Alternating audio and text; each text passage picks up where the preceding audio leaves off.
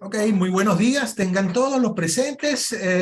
Mi nombre es Pastor Galicia, Chief Medical Officer de Grupo Leti. Para mí es todo un placer darles la bienvenida a esta actividad que inicia en la mañana de hoy, disculpando a los presentes por el retraso ocurrido, problemas de carácter técnico que no nos permitían salir en línea.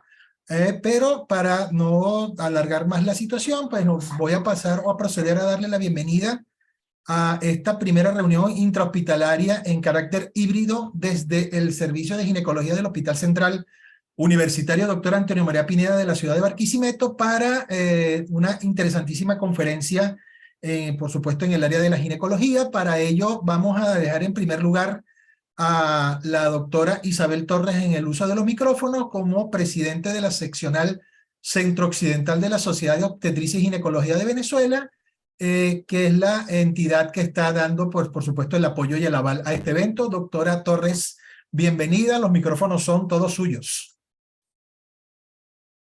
Gracias, Pastor. Buenos días.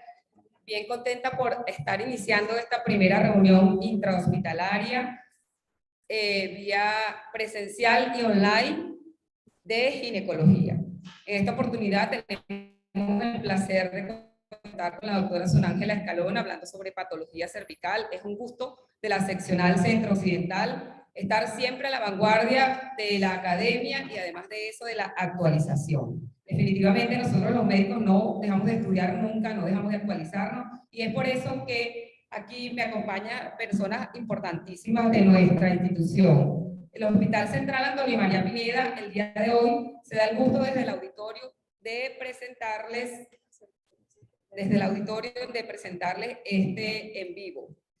Bueno, aquí dentro del público tenemos a los residentes del posgrado de obstetricia y ginecología de la Universidad Centro-Occidental Lisandro Alvarado. Contamos también con la presencia de los especialistas de nuestro servicio de obstetricia y de ginecología. Igualmente, la jefatura de posgrado, un placer tenerla aquí con nosotros, el jefe de posgrado y nuestros adjuntos del departamento. Vamos a dar inicio a esta reunión intrahospitalaria coordinada por la doctora Ariadne Mora, que es nuestra adjunto especialista del servicio de ginecología. Bienvenidos todos, esperemos disfrutar de una mañana muy productiva. Muy buenos días a todos, agradecidos por su presencia y por la receptividad que ustedes han tenido al llamado. Agradecidos también estamos por la doctora Isabel Torres, quien tuvo la iniciativa de incentivar o continuar en la actualización. Y además de Laboratorio Leti, quien a través de la plataforma del Zoom podemos llegar a todos ustedes. Esto voy a traer a conferencia de la patología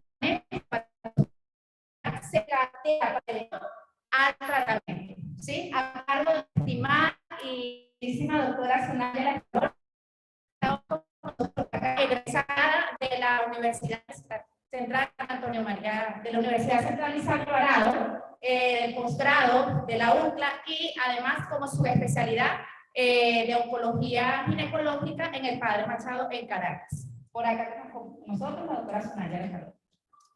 Hola, muy buenos días, ¿cómo están? De verdad, sumamente agradecida nuevamente por poder estar en casa, por poder volver a ver a mis maestros que siguen formando parte de lo que es mi educación continua y bueno, conocer nuevas caras que van a hacer el relevo en la atención de lo que son los pacientes en un futuro. Si no se llega a escuchar, pues espero poder solventar y si no, pues hablaremos sin el micrófono. Vamos ahora a darle a compartir pantalla. El día de hoy me corresponde, yo creo que mejor. Sí. El día de hoy pues me corresponde hablar acerca de un tema que si bien ha sido reiterativo en múltiples oportunidades, creo que la necesidad de poder conversar acerca del mismo se basa en el hecho de poder cambiar los paradigmas y sobre todo cambiar nuestra conducta ante el manejo de estas diversas patologías, ¿no? Nos pasearemos desde las controversias en el manejo de la patología cervical desde el diagnóstico, desde la prevención hasta el tratamiento. Declaro que no tengo ningún conflicto de interés para la realización de esta ponencia. Reitero mi agradecimiento a ginecología, asimismo, con el laboratorio sí está en apoyo a las actividades académicas continuas y por una plataforma que permite la actualización de forma virtual. El día de hoy estaremos haciendo la epidemiología de enfermedad, definir el problema de la patología cervical, los diversos factores de riesgo. En los temas pasearemos por lo que es la cadena de la OMS 70-90. Igualmente hablaremos de la prevención, una campaña de la vacunación con su impacto y evidencia, prevención secundaria a través de la utilización de estrategias como lo son la epidemiología, el test de virus de riesgo,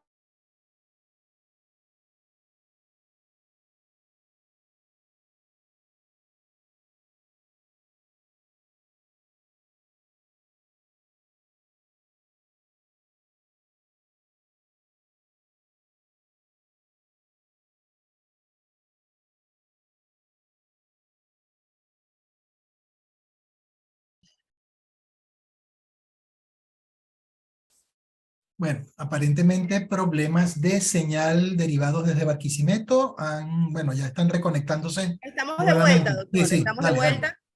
Ok, perfecto. Entonces, haciendo la recapitulación, el cáncer de cuello uterino no forma parte de las 10 primeras causas según la proyección de la Sociedad Americana Disculpa que de te Cáncer. interrumpa, Ángela, pero no se ve tu presentación. ¿Cómo no? Tienes que Ya le voy a compartirla dar entonces nuevamente. a compartir pantalla de nuevo.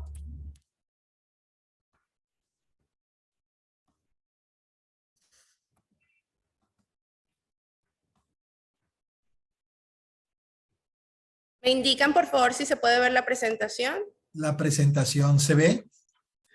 Perfecto. Colócala, por favor, en modo ampliado. Ahí está. Listo, perfecto. Y también se te escucha muy bien. Gracias. Continúa. Perfecto. Continuamos entonces. Los problemas técnicos forman parte del día a día de nuestro país y bueno, ya estamos acostumbrados a ello. Reitero, entonces, en países desarrollados, lo que es la patología cervical no forma parte de la estadística en sus proyecciones para este año. Sin embargo, si escudriñamos lo que es esa bibliografía, lo que es en mujeres hispanas en ese mismo país para las proyecciones, el cáncer parte de las 10 primeras causas de muerte y mortalidad de sus mujeres, y quizás esto se ve reflejado en las características sociodemográficas y en la oportunidad de acceso a lo que son los medios de cribado, lo que resalta la importancia de la necesidad de poder hacer un diagnóstico precoz de esta patología. Nuestro país, la realidad es completamente distinta. Tenemos una tasa aproximada de 16.5 a 25.2% de pacientes por cada 100.000 habitantes. Igualmente, entonces, vemos que en las estadísticas más recientes, publicadas en el año 2019, nos damos cuenta que el cáncer de cuello uterino solamente está precedido por el cáncer de próstata en hombres y por el cáncer de mama en mujeres. Lo que nos justifica entonces el progreso paulatino de dicha enfermedad. Es decir, tenemos un ascenso constante de la patología a pesar de la presencia de múltiples estrategias y la erradicación de la misma en otros países del mundo. Lamentablemente, nosotros tenemos que darnos cuenta de que el cáncer de cuello uterino nos roba las edades de oro de nuestras mujeres, siendo una de las patologías diagnosticadas en mujeres más jóvenes.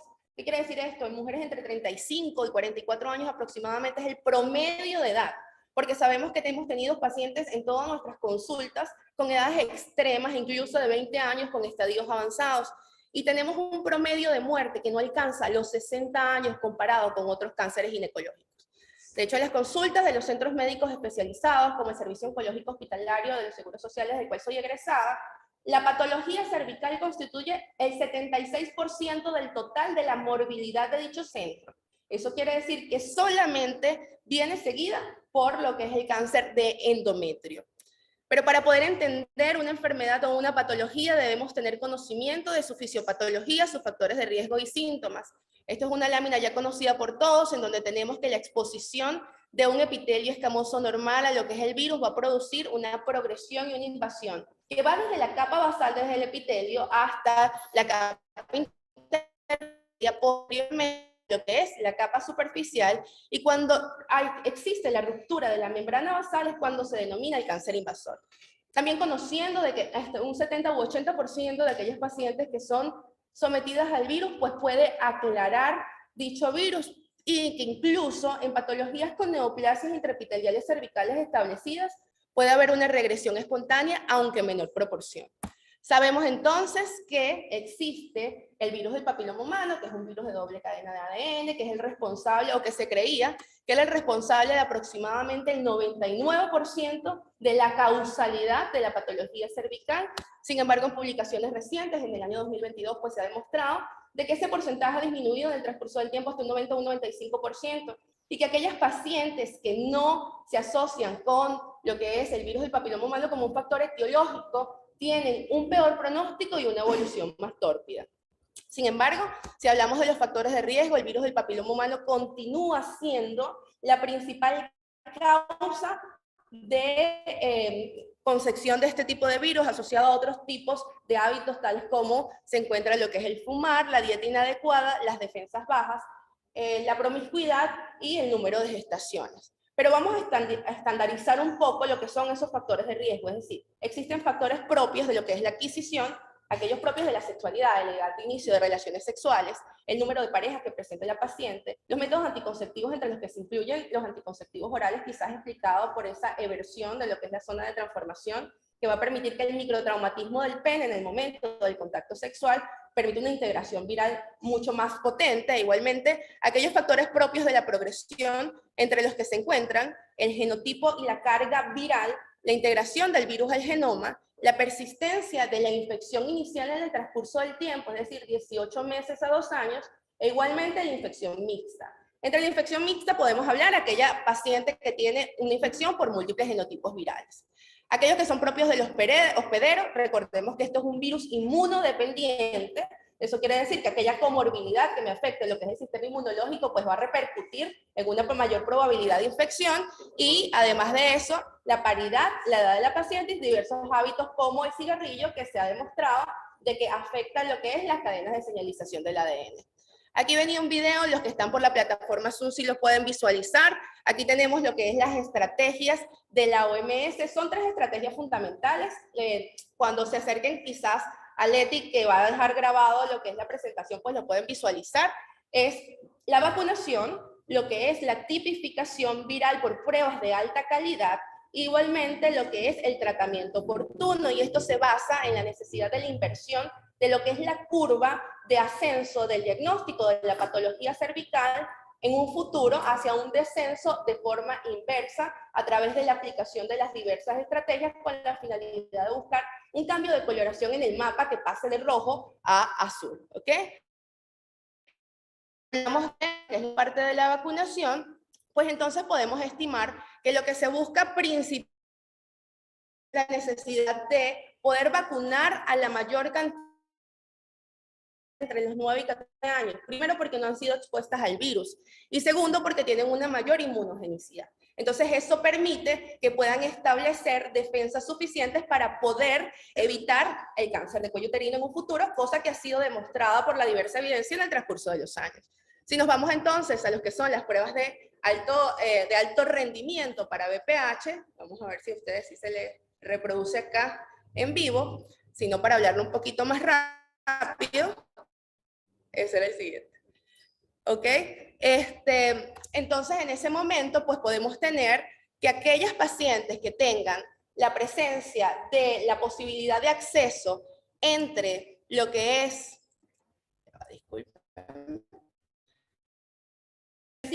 5 años, es decir, la OMS establece que para poder establecer la pesquisa en una paciente que se encuentre asintomática en una población la edad ideal para aplicar estas pruebas son en mujeres a los 35 y posteriormente a los 45 años, entre estas 2 edades estimadas. ¿Con qué finalidad? Con que la finalidad de que si la paciente resulta positiva para lo que es la detección viral, sea sometida a un tratamiento en el caso de que se trate de una lesión preinvasora y quede sana. Si la paciente es diagnosticada con un cáncer de cuello uterino, debería alcanzar en un 90% la posibilidad de un tratamiento adecuado, con la finalidad de entonces, el objetivo último de la OMS es a través de esa mayor cobertura del tratamiento ideal, alcanzar lo que es salvar millones de vidas, ¿no? Entonces, si nos vamos a lo que es la parte de la prevención primaria, porque vamos a desglosar cada uno de estos ítems, quiero irme un poquito rápido porque de verdad que esta conferencia abarca muchos aspectos, entendemos que las vacunas que han sido objeto de estudio en el transcurso del tiempo incluyen lo que es la tetravalente, la Gardasil, además de eso la bivalente, que incluye los genotipos 16 y 18, además de los 6 y 11, que incluye lo que es la Gardasil, y la nonavalente, que además de esto adiciona lo que son los genotipos 31, 33, 45, 52 y 58. Recordemos que la vacuna que ha sido mayor objeto de estudio es la bivalente. Eso quiere decir que la 16 o 18. Y eso nos va a responder muchas de las preguntas que quizás vamos a tener en la discusión final.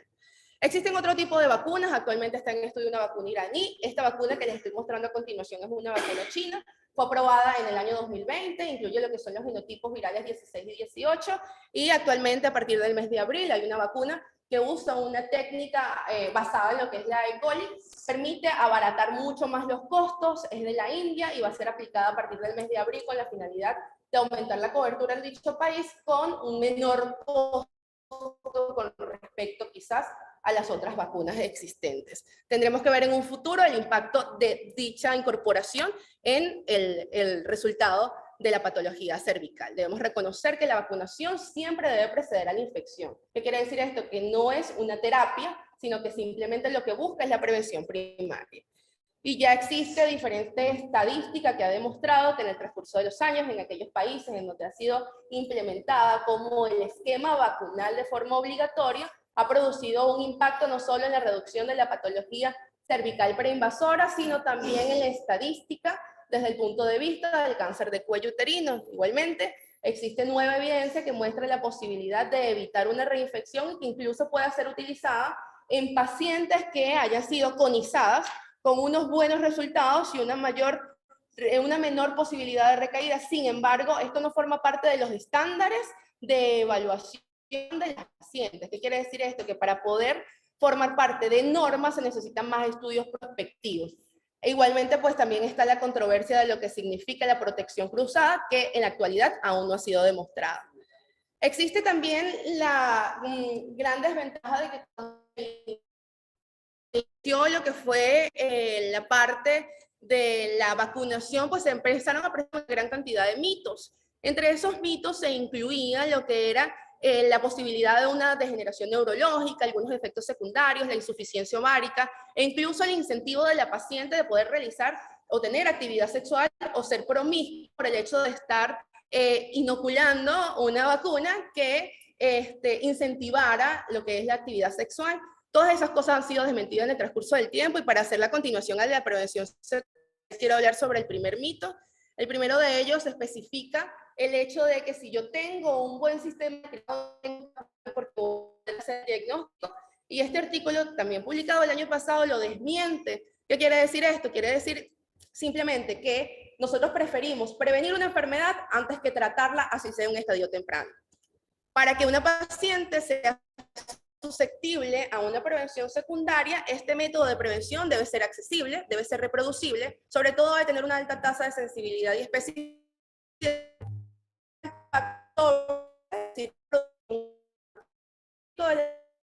como en el tratamiento futuro y por lo tanto las tasas del mismo.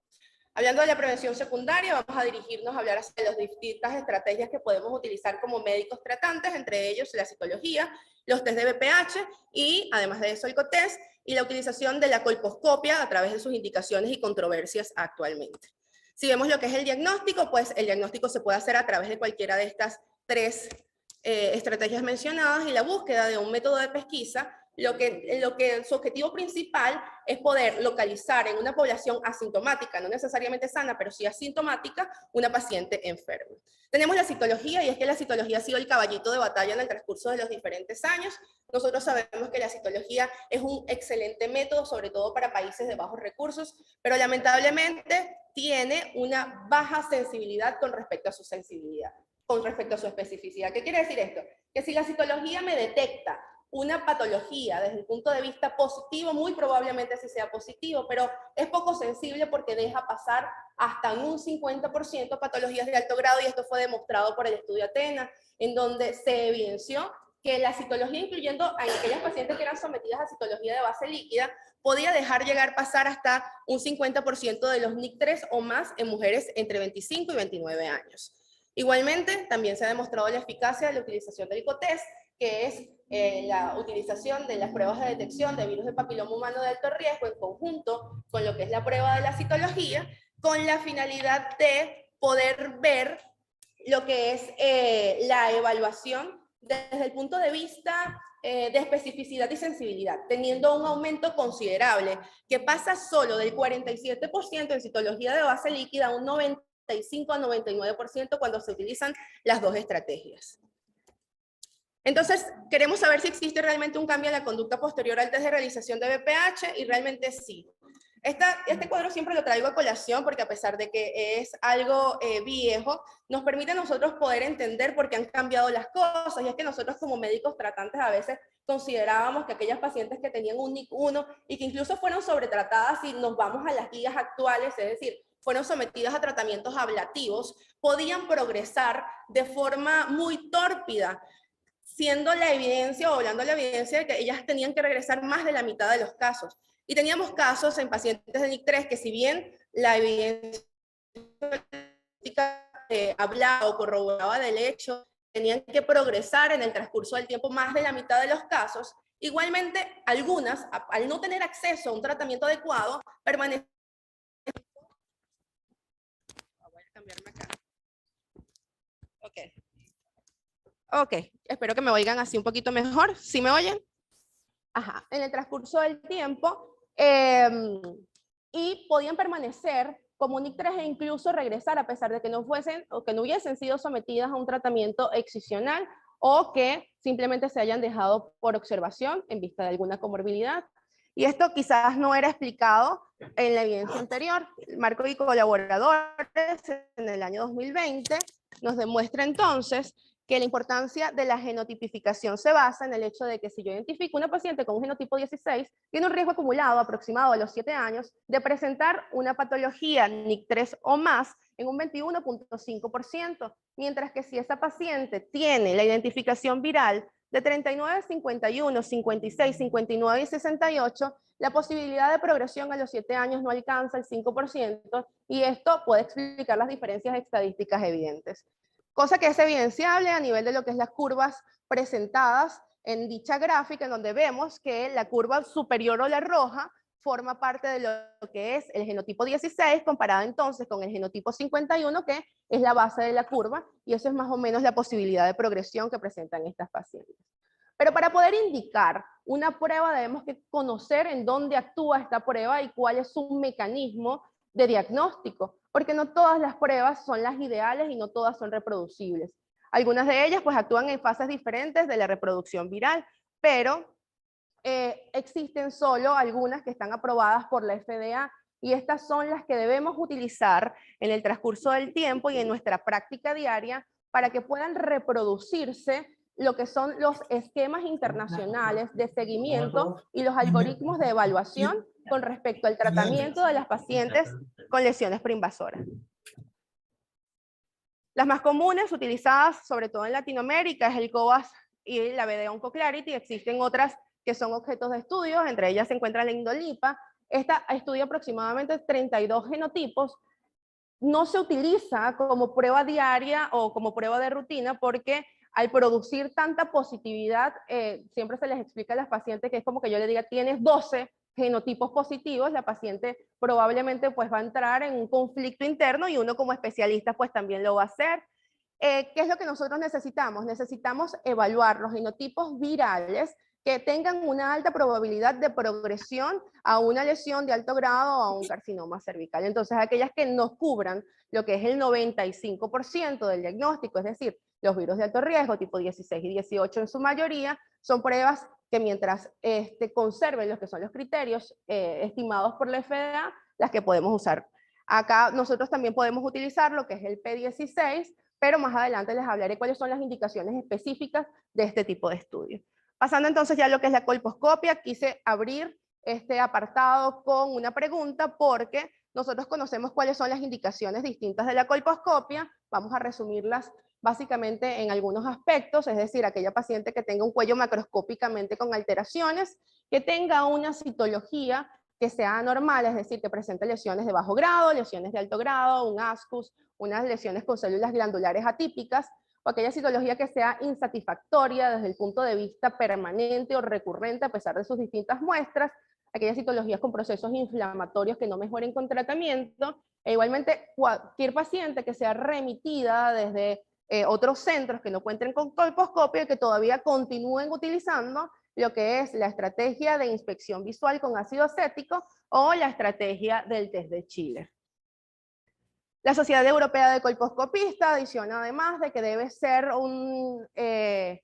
una estrategia que puede ser utilizada tanto para la evaluación de lo que es la regresión o progresión de las lesiones intraepiteliales e igualmente para la realización de cualquier tipo de procedimiento excisional, además de todas las que les mencioné previamente.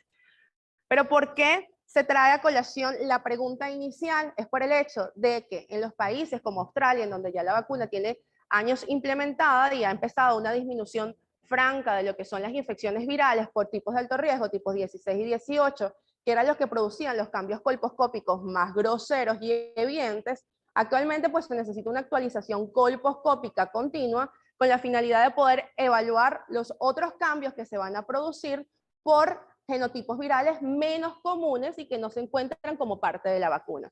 Es por eso entonces que el servicio de colposcopia sigue siendo de alta calidad como un componente esencial en los programas de cuello uterino y que el colposcopista sigue siendo el director clínico, pero que ahorita la evaluación colposcópica se van a dirigir hacia la estratificación de riesgo y eso tenemos que tomarlo en cuenta. ¿Qué quiere decir? Que a medida de que se vaya implementando el esquema de vacunación, no solamente vamos a preguntar las características o vamos a hacer el mapa colposcópico, sino debemos incorporar la edad de la paciente, las pruebas actuales de alto riesgo, las anteriores realizadas, el genotipo viral, el estado de vacunación de la paciente e incluso en qué momento se vacunó la paciente. No es igual una paciente que se haya vacunado entre los 9 o 14 años o una paciente que se haya vacunado posterior a los 25 años. El vaginotipo de la microbiota y las comorbilidades de la misma. Es por ello que en el transcurso de los años, pues lo que se ha buscado es la estimación de la probabilidad de la progresión del virus del papiloma humano hacia una patología de alto riesgo, y es por eso que la Sociedad Americana de Colposcopistas, desde el año 2019, ha buscado lo que es la actualización de ciertas estrategias desde el punto de vista estadístico que busca lo que es una evaluación de riesgo. Dicha evaluación de riesgo determina lo que es la probabilidad o la posibilidad entonces de presentar un tratamiento acelerado, es decir, a través de la evaluación de la positividad o no de la prueba de virus de alto riesgo en la paciente asociada a la citología en base líquida, se decide si la paciente va a una colposcopia o si simplemente puede ir a un tratamiento acelerado sin necesidad de colposcopio o biopsia. Y esto va a depender del factor de riesgo de progresión calculado estadísticamente, que si se encuentra por encima de 25, 29 o 50%, nos va a poder permitir, de acuerdo al criterio del especialista, la realización de un tratamiento acelerado. En cambio, si la paciente presenta un riesgo menor calculado a través de todos estos ítems establecidos de menos del 0.5%, la paciente puede ser llevada a un seguimiento que puede alcanzar incluso hasta los 5 años. A ustedes les parecerá mucho, pero las probabilidades estadísticas bien planteadas y con el método utilizado de forma estandarizada, ha demostrado un bajo costo en el transcurso de los años, y eso es realmente lo que les interesan a las políticas de salud desde el punto de vista de los países desarrollados. Evidentemente, para poder aplicar este algoritmo, pues se deben implementar las estrategias de forma estandarizadas para poder asumir la posibilidad de los factores de riesgo, y es que esto también ha sido validado en países como China, con la gran diferencia que ellos sí sugieren que si la paciente es tipificada como 16 o 18 debe ir a colposcopia, con cierta controversia con respecto al tratamiento acelerado, pero también lo toman en cuenta como parte de la evaluación. Hablemos entonces de lo que son las lesiones preinvasoras, los objetivos de tratamiento y las controversias. La importancia de las mismas es la búsqueda de erradicar la lesión, igualmente evitar los efectos adversos, y se pueden dividir entre tópicos, ablativos y excisionales. Su objetivo principal es las tasas de curación en un 90%. Aquí viene quizás la duda para todos nosotros y sobre todo para un país en donde tenemos cancerofobia, es decir, si está justificada la observación de la paciente. Siempre les digo que tenemos que hacer medicina basada en la evidencia, más no en medicina basada en la experiencia, y las publicaciones nos demuestran con datos estadísticos que están bien consolidados que la utilización de tratamientos tópicos o electrofulguración no ha demostrado un beneficio en lo que es la progresión subclínica viral con respecto a aquellas pacientes que se dejen solo en observación y que van a producir cambios importantes en la evaluación colposcópica posterior porque van a generar una inversión en la zona de transformación que va a permitir una evaluación inadecuada, sobre todo si es un colposcopista inexperto, e igualmente también va a producir un proceso cicatrizal que va a generar en algunos pacientes falsos positivos. Estamos en una era en la que nosotros tenemos la posibilidad del acceso de las redes sociales, donde cualquiera puede tener la posibilidad de un buscador de internet, y es allí cuando las pacientes te llegan con las sugerencias de elementos que son prometedores para la exposición del virus. Ellos se encuentran el aldara, el flagin, el papiloca, el virus. Sin embargo, igualmente avanzando, ninguno de ellos ha demostrado la posibilidad de tener un aclaramiento viral que corrobore lo que es su uso como forma estandarizada. Sin embargo, aquí en este cuadro no me voy a extender muchísimo en él. Es importante saber de que cada uno de estos elementos sí puede actuar en la diversa cascada de producción del virus, pero su mecanismo de acción se basa más que todo en lo que es la alteración de lo que es el P53, la proteína del retiroblastoma, la señal de ADN, la mejoría de la microbiota, la disminución de lo que es la cervicitis a nivel del cuello del útero y igualmente el restablecimiento de lo que es la microbiota normal de la vagina. Cosas que si están alteradas, pues son cofactores para que el virus persista. Entonces debemos tomar en cuenta que pueden ser estrategias que pueden ser utilizadas en las pacientes, sin embargo, nunca realizar lo que es falsas promesas de que existe una cura del virus o una probabilidad de aclaramiento viral del mismo hasta que no tengamos estudios que lo validen, ¿ok? Quiero hacer un apartado especial con el ácido tricloroacético, ya lo hemos mencionado en otras conferencias. ¿Por qué es importante mencionarlo? Porque si ustedes pudieron leer rápidamente más o menos los mecanismos de acción de los anteriores, sé que voy un poquito rápido, pero como les dije, la conferencia es extensa, todos actúan en lo que es la cascada viral, o en la microbiota, o lo que es en los factores inflamatorios a nivel vaginal. Pero si leen lo que es el apartado del ácido tricloroacético, es bastante contundente, donde dice que destruye, quema, cauteriza y erosiona la piel y la mucosa. Es decir, es como quererse quitar un lunar con ácido de batería. Evidentemente el lunar puede desaparecer, pero no vamos a saber si existe una recidiva de la lesión debajo de esa hiperqueratinización que produce lo que es la escoriación, la quemadura o la erosión del epitelio. Les hablaba de los estudios porque debemos tomar con pinza cada cosa que nos encontremos en internet. Existen múltiples pacientes que pueden llegar a su consultorio a decirles, mire, aquí hay un estudio en donde se evidencia la eficacia de lo que es el Colubrious versicolor en el aclaramiento viral, pero siempre tenemos que buscar los sesgos de dicho estudio. Por ejemplo, en este, que se demostró una diferencia estadística, era patrocinado por la farmacéutica del fármaco, vaya la redundancia. Entonces, se necesitan estudios que sean prospectivos, aleatorizados, que nos permitan entonces recomendarlos. Como les digo, sí existe beneficio de la utilización de alguno de ellos como parte del restablecimiento de la microbiota vaginal, pero deben ser realmente indicados en cada una de las pacientes de forma individualizada.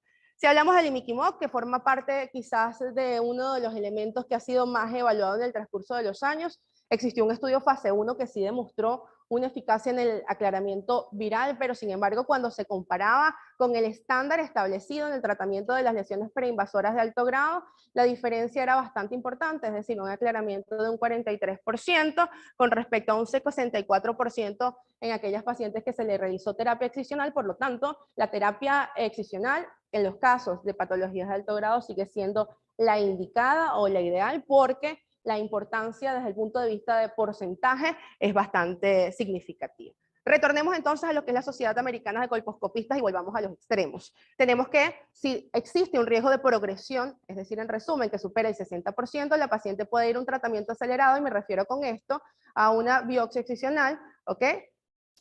Sin necesidad de una biopsia, es decir, una conización. Y si los riesgos se encuentran entre un 25 y 60%, la paciente puede ir o no a una colposcopia. Aquellas pacientes que tengan el diagnóstico ya establecido por biopsia de un NIC2 o un NIC3, pues evidentemente van a un tratamiento excisional, y aquellas pacientes que tengan un NIC1, lo ideal es la observación y el tratamiento solo se realizaría en el caso de persistencia de los 18 meses.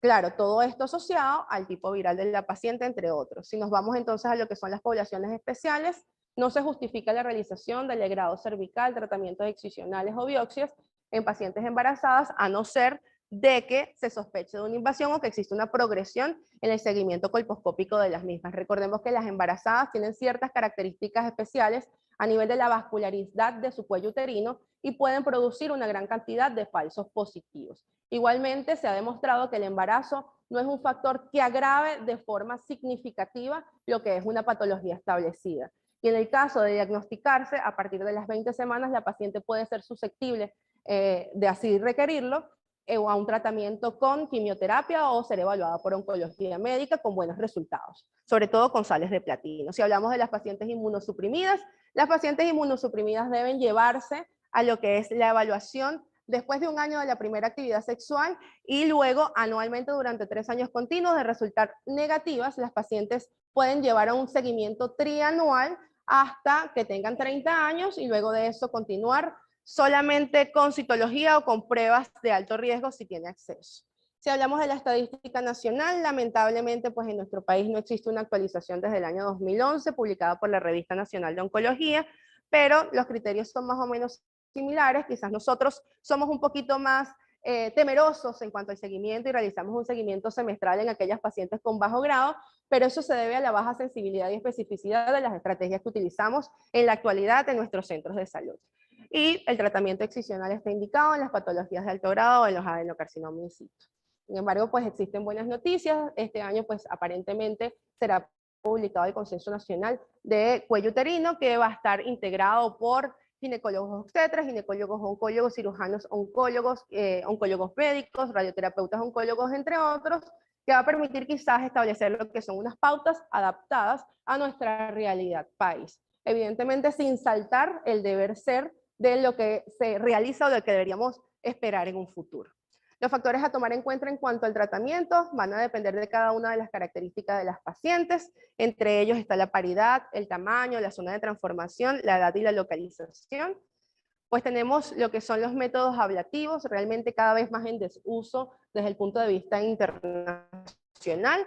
Su objetivo es destruir lo que es la zona de transformación. Se utilizan o deben estar indicados solo en aquellas pacientes que tengan una colposcopia adecuada con una concordancia citohistológica, y aquellas pacientes que en el caso de que no tengamos la visualización de zona de transformación, pues tener un estudio endocervical para descartar la probabilidad de una lesión mayor. Entre ellos se encuentra la crioterapia, el láser de CO2 y la electrocoagulación, que como les dije, cada día son menos recomendados y que suelen ser excluidos sobre todo para aquellas zonas en donde no se tenga acceso a un tratamiento adecuado, o son pacientes de bajos recursos, por ejemplo en las zonas de África se suelen utilizar mucho. Con respecto, bueno, y en Venezuela, pero en Venezuela es por otras causas.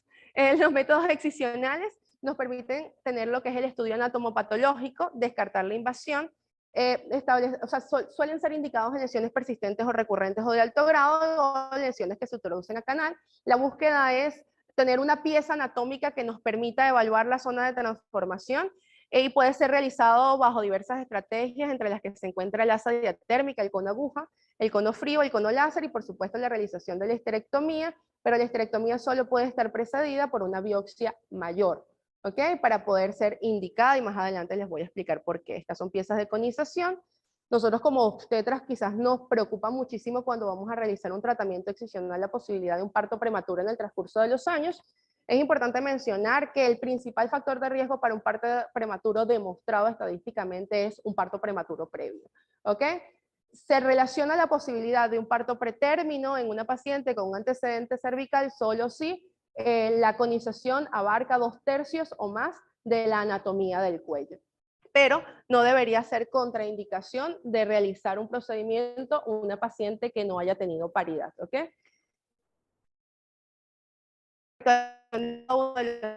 Pues evidentemente vamos a repetir estas características en el transcurso de los mismos, va a depender de cada paciente. No es igual una paciente de 19 años con un NIC1 exocervical que sea susceptible de seguimiento a aquella paciente que quizás tenga un NIC1 en una colposcopia insatisfactoria y que se introduzca a canal, ¿ok? Entonces eso nos va a permitir tomar conductas completamente distintas, porque la segunda paciente, a pesar de no estar indicado en las guías, deberíamos tener un estudio endocervical para descartar una lesión mayor, mientras que la primera paciente yo podría muy bien observarla en 18 meses y reevaluar desde el punto de vista histológico.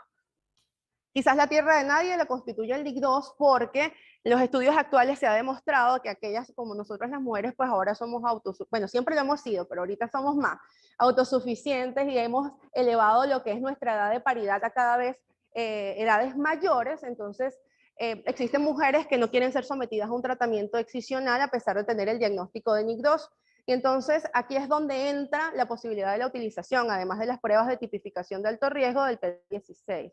El PDI-16 es una proteína supresora de tumores que, cuando tiene una expresión abundante, okay, se relaciona con un peor pronóstico. En los casos en que puedan presentar un PDI-16 positivo, son aquellas pacientes que quizás podemos tener un mayor cuidado, pero aquellas pacientes quizás no tengan estos factores y que puedan ser sometidas a un seguimiento, se ha demostrado de que pueden regresar de forma espontánea hasta en un 50%. Entonces son estos que yo les puedo facilitar lo que es evidencia para no extendernos más del que ya nos hemos extendido con respecto al seminario o a la evidencia. Sigamos de lo que es el NIC3, generalmente sí es sometido siempre a un tratamiento excisional bajo cada una de las características que le comenté. Por ejemplo, si es un NIC3 focal en una zona de transformación que es visualizable, de menos de 25 años no se va a realizar un cono de 2.5 centímetros. ¿Ok?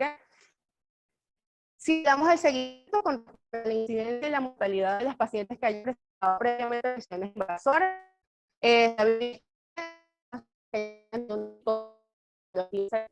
tienen 50% presentar en los próximos 20 años la probabilidad de una patología mayor de alto grado o un de contenido. Los pacientes no deben excluir el triaje, como si lo podría ser una paciente que no haya sido sometida a ningún procedimiento a nivel de cuello uterino. Entonces, esto sí forma parte de un antecedente importante en cuanto al seguimiento de lo que son las pacientes.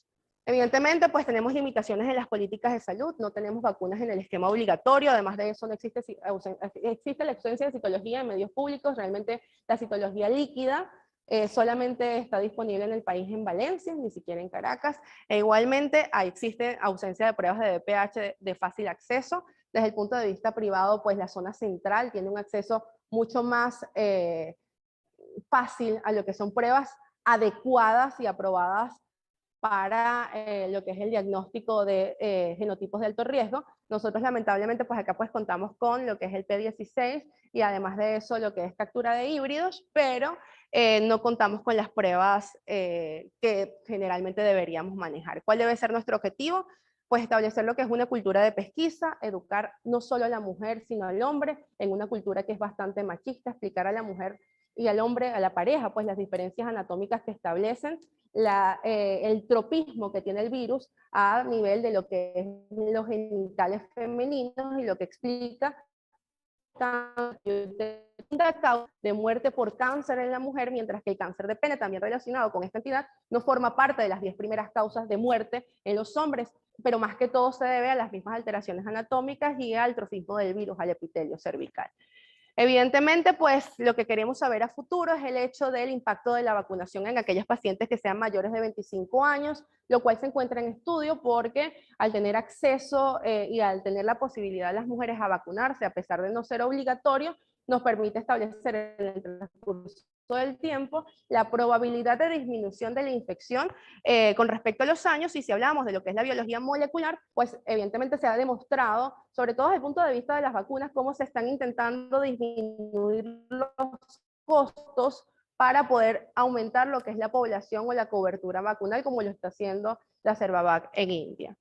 Si hablamos rápidamente de lo que es el tratamiento, pues nosotros tenemos que la FIGO en el año 2018 realizó una nueva estratificación, una nueva estadificación desde el punto de vista de lo que es el cáncer de cuello uterino, estableciendo sobre todo lo que es el cáncer de cuello uterino precoz hasta el estadio 1B2 y en aquellos estadios 2A1. Se subdividió lo que es el estadio 1B1 y 1B2, sobre todo en aquellas pacientes que deseen preservar la fertilidad porque existen ciertas características ideales para una paciente que deba ser sometida a una traquelectomía, es decir, aquellas pacientes que tengan tumores menores de 2 centímetros, entre otros. Se eliminó lo que es la extensión superficial en los estadios microinvasores, porque se hablaba de que tenía mucha subjetividad propia del patólogo, y además de esto se agregó lo que es el 1B3, que simplemente forma parte de aquellas lesiones mayores de 4 centímetros. Con respecto a los estadios 2, pues se dejó dentro de la misma evaluación, pero en el estadio 3C cambió esa definición que teníamos previamente de que la estadificación del cáncer de cuello uterino era 100% clínica. Aquí nosotros ya tenemos un apartado en donde tenemos un estadio 13.1, en donde se existe evidencia, ya sea quirúrgica o imaginológica, de la metástasis en ganglios pélvicos, y un estadio 13.2 en donde existe una evidencia de que existen ganglios paraórticos o a distancia. Y esto se puede evaluar desde el punto de vista radiológico o patológico. Más adelante les voy a colocar que esto tiene que ser colocado o evaluado, es decir, colocado como parte del diagnóstico en la conclusión en el momento de estadificar a la paciente. El 4A y el 4B pues permaneció dentro de los límites ya establecidos. Lo que les estaba mencionando, se puede utilizar imágenes y patologías para complementar los hallazgos clínicos. La afectación de los espacios vasculares y linfáticos no afecta lo que es la estadificación. Sin embargo, sí debe ser colocada, es decir, con invasión linfovascular, ¿ok? Porque eso va a tener un mayor o un peor pronóstico, y no solamente eso, sino que en el momento en el que yo vaya a decidir una histerectomía extrafacial o una histerectomía radical, la presencia de esta invasión linfovascular va a variar lo que es la conducta y también va a permitir ofrecer a la paciente o no un tratamiento conservador de fertilidad. Agregar la R minúscula o la P minúscula si la estadificación cambió en un 3C de acuerdo a cada una de estas características, usándose entonces lo que es la resonancia o la tomografía. En el caso de la parte radiológica, en el caso de patología. El tratamiento, pues, cirugía, además de la cirugía, incluye lo que es la parte de la quimioterapia. Recordemos que la radiación es el tratamiento ideal y que la quimioterapia es una quimioterapia que va a actuar como radiosensibilizante, por lo tanto debemos instruir a nuestras pacientes la necesidad de tener primero una cita por radioterapia antes de iniciar una quimioterapia, a no ser de que se trate de una enfermedad avanzada que solo requiera cuidados paliativos. El tratamiento quirúrgico puede ser preservador de fertilidad. El tratamiento convencional es las alternativas actuales. Estas son las guías que nosotros solemos utilizar para lo que es el establecimiento del tratamiento en el cáncer de cuello uterino. Son las guías de la NCCN. Ellas se actualizan cada 6 meses. Esta fue la última actualización realizada en enero del año 2023. A mí me gusta muchísimo este cuadro porque es bastante sencillo, colocan los diversos tipos de histerectomía y además de eso, las diversas partes anatómicas hasta donde se extiende la realización del procedimiento quirúrgico, cuáles son las indicaciones del mismo, y es como un resumen de lo que nosotros podríamos realizar posterior a haber establecido un diagnóstico. Si no tenemos diagnóstico de entrada, no vamos a hacer nada teniendo el cuadro. Tenemos pacientes que pueden ser sometidas a tratamientos preservadores de fertilidad. Quise traerles lo que son las guías, aunque no forma parte de lo que es la ponencia en sí, pero nosotros tenemos que entender que aquellas pacientes que deseen fertilidad pueden tener la probabilidad de ser sometidas a una situación o presencia de invasión linfovascular, pueden ser candidatas o no a una traquelectomía vaginal o una traquelectomía radical. Vamos a ver si corre el video acá en vivo. Lo que ocurre con la conización es simplemente la excisión de lo que es parte del cuello del útero, mientras que en la traquelectomía es una cirugía ampliada, pero puede incluir la disección linfática.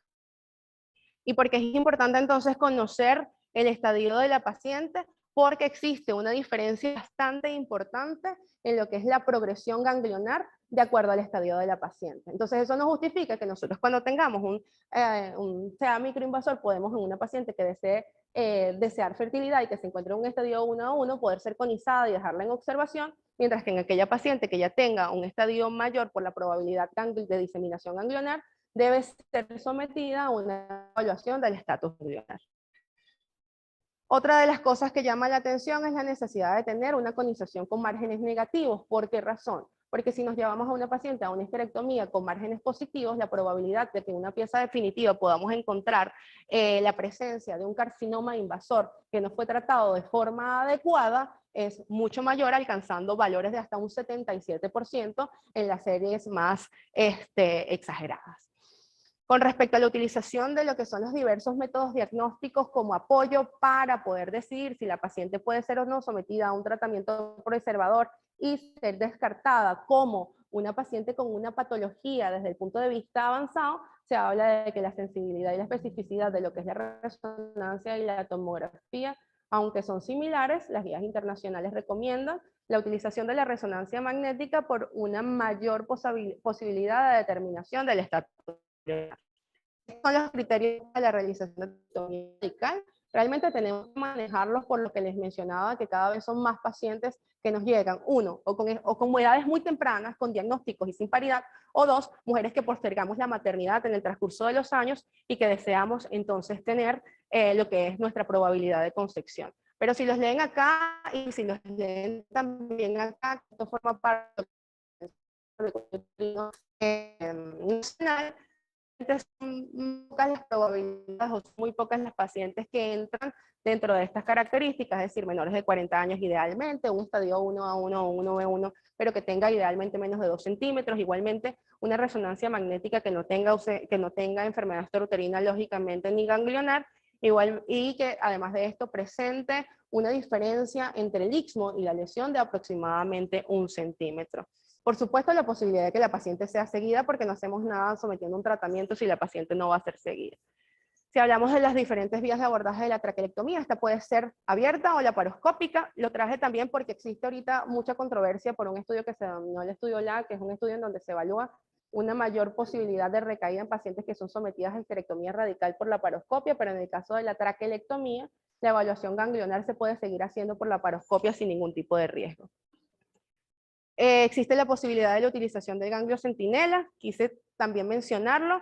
El ganglio centinela es la determinación del primer estatus nodal que drena del útero y su positividad o negatividad permite disminuir lo que es la morbilidad de la cirugía.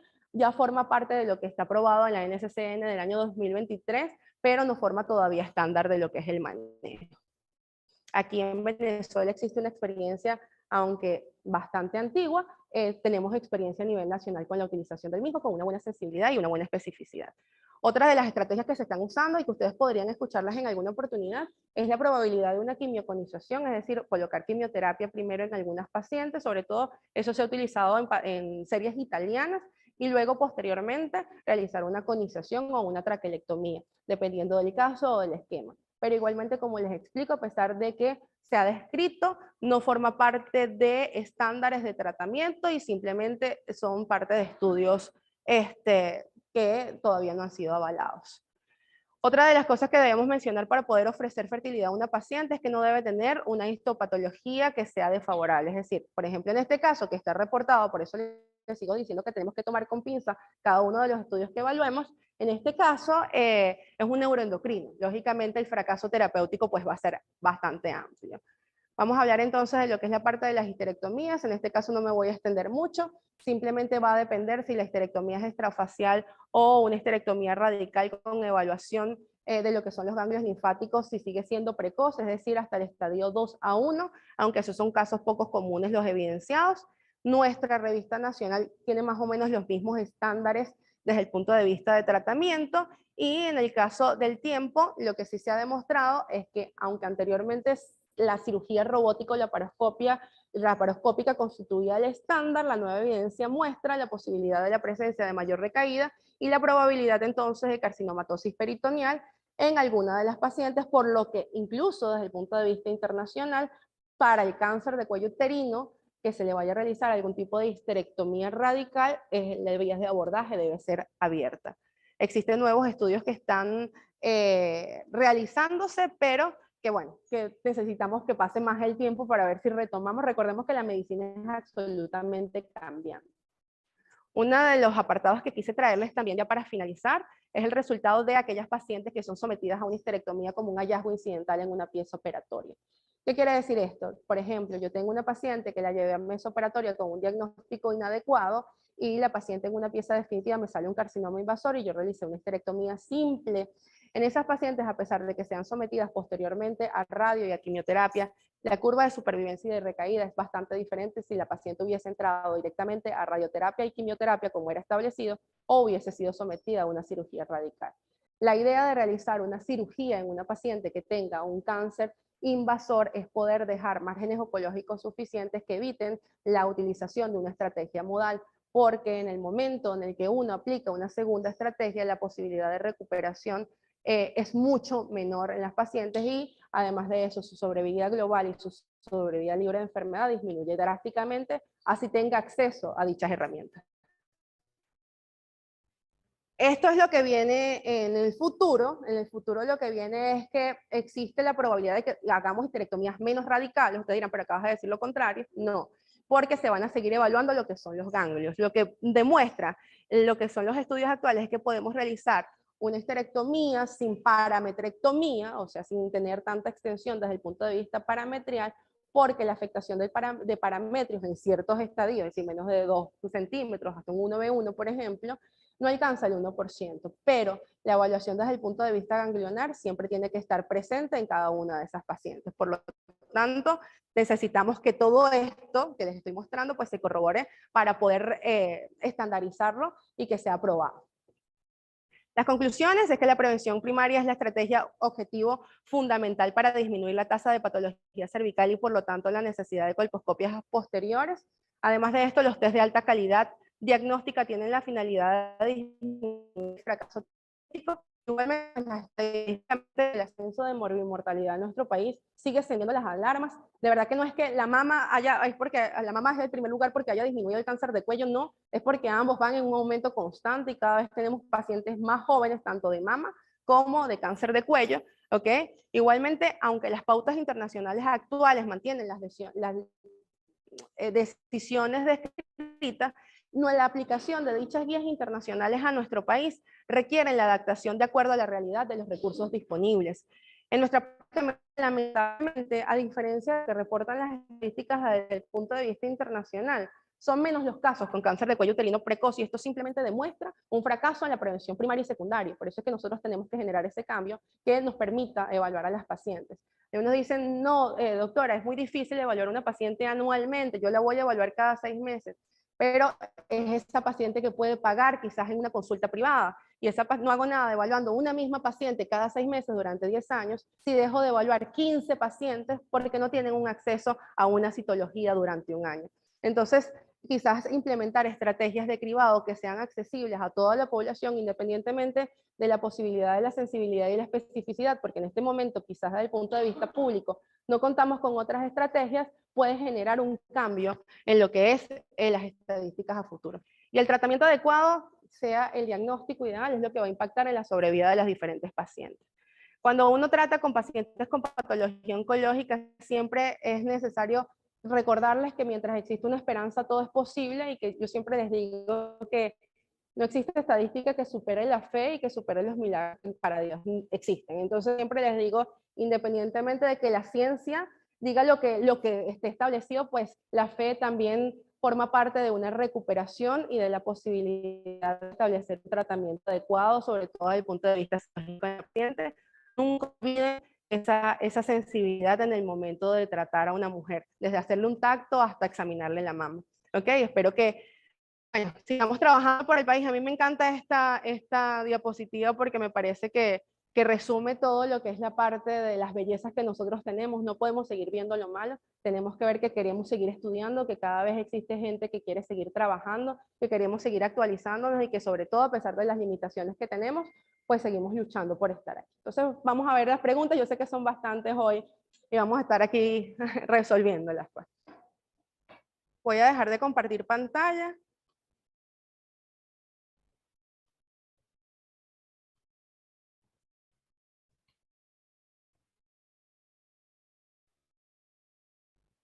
Ajá. Déjame dejar de compartir. No escucho al doctor. Aquí está.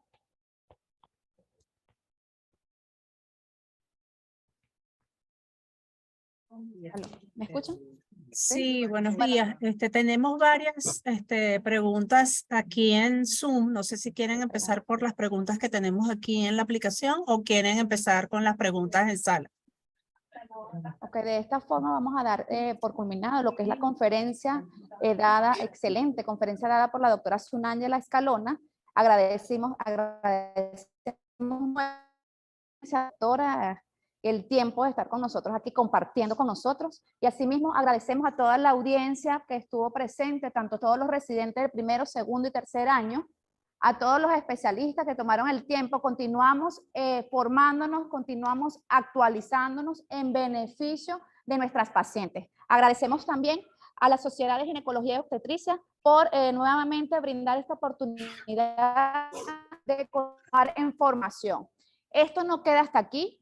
Continuaremos viéndonos cada miércoles para seguir aprendiendo, actualizándonos, recordando que todo esto es en beneficio de nuestras queridas pacientes. Le doy el pase al doctor Pastor Galicia. Bueno, quería en primer lugar darles las gracias a todas las personas presentes, tanto en la sala Zoom como de manera presencial, que sumaron más de 110 personas conectadas en esta nueva iniciativa llevada de la mano por la seccional centro-occidental de la Sociedad de Obstetricia y Ginecología de Venezuela, y por supuesto por el posgrado de Obstetricia y Ginecología de la UCLA, con sede en el Hospital Central Universitario Dr. Antonio María Pineda. Sí, bueno, han dado por terminado la reunión. Bueno, yo no tengo sino que agradecerles a todos los presentes y recordarles que esta actividad queda grabada y colgada en nuestro canal de YouTube de Grupo Leti. Los invitamos a que se suscriban y que activen las notificaciones para que estén al tanto de estas y otras actividades que Grupo Leti trae para ustedes cada semana. Será entonces hasta la próxima. Que tengan todos muy buenos días. Muchísimas gracias, doctor. Gracias a ti, Sunangela. Un abrazo. Chao. Despídense, niños. Digan chao. Chao. Listo.